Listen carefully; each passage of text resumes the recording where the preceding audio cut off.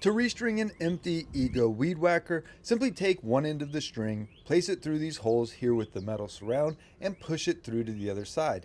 It may catch somewhere in there and you'll have to pull it out and reinsert it, but no big deal.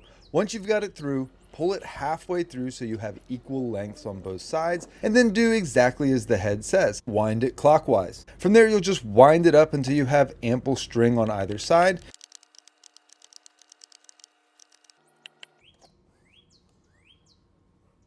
And when you're running low, the instructions say to use the bump method, which is simply bumping that head on the ground and more string should dispense. But from my experience in reading the Ego forums, it's clear that this only partially works sometimes. So what I do is set the trimmer down, remove the battery, and then press and twist it in the other direction or counterclockwise. I twist it one time and then I pull the slack on both sides, and I'll repeat this until I have enough. So that's it. The only time you need to take the head off is if the string gets cut too short or it tangles. But hope this was helpful. Reach out anytime with questions or concerns, and have a great day.